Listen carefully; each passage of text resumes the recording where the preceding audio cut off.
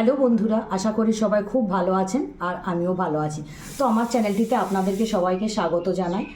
আর আজকে আমি আপনাদের সাথে যে ভিডিওটা শেয়ার করব তা হলো, আপনারা অনেকেই মসুরের ডাল খেয়েছেন, কিন্তু আমি যেইভাবে ঘরোয়া পদ্ধতিতে করি সেটা আপনাদের শেয়ার করলাম।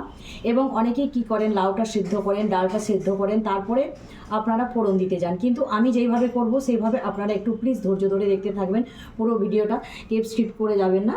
আর তার জন্য এই যে আমি কীগুলো নিয়েছি আপনাদের সাথে শেয়ার করছি। 1 কাপ মতো মসুরির ডাল, অল্প পরিমাণ লাউ কেটে নিয়েছি, এই রকম করে আপনারা যেমন খুশি করে কাটতে পারেন।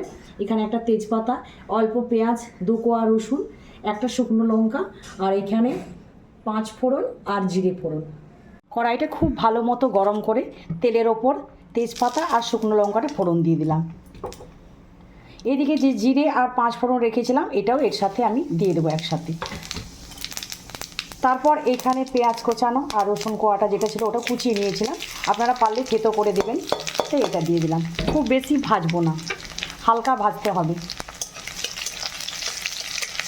এইরকম একটু পেঁয়াজগুলো লাল লাল হয়ে আসলে তারপরে লাউটা দিয়ে দিতে হবে। লাউটা বন্ধুরা একটু তেলের ওপর নাড়াচাড়া করবেন, নাহলে হয়তো ডাল অনেক রকম, তো আপনারা যেভাবে মুসুরির ডালটা ব্যবহার করেন, অনেক ডাল মিডিয়াম হয়, অনেক কোয়ালিটির ডাল হয়ে থাকে। তো আমি একটু এটা ভেজে নেবো, আর এটা ভাজার সময় অবশ্যই লবণ দেবেন আপনারা। দেখুন বন্ধুরা, লাউটা কিন্তু ভাজার আগে লবণ দেওয়া চলবে না, কারণ লবণটা দিলে জল বেরিয়ে যাবে, তাহলে লাউটা ভাজা যাবে না। একটু তেলের উপরে লাউটা ভেজে নিলে টেস্টি হয়। তার দেখুন এই যে একটু ভাজা ভাজা হয়ে গেছে, এবার আমি লবণটা দিয়ে দেবো। এখনও কিন্তু মুসুর ডাল দিইনি আমি, খুব ভালো করে লক্ষ্য করবেন, মুসুর ডালটা পরে দিলে টেস্টটা ভালো হয়। আর এই যে লবণ দিয়ে দিলাম, পরিমাণ মতো সব কিছু দিতে হবে।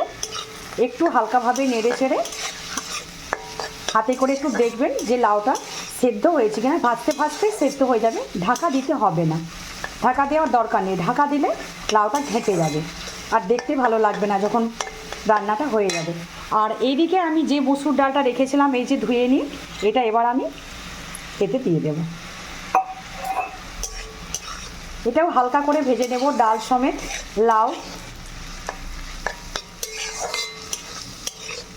ভালো করে একটু কষিয়ে নিতে হবে।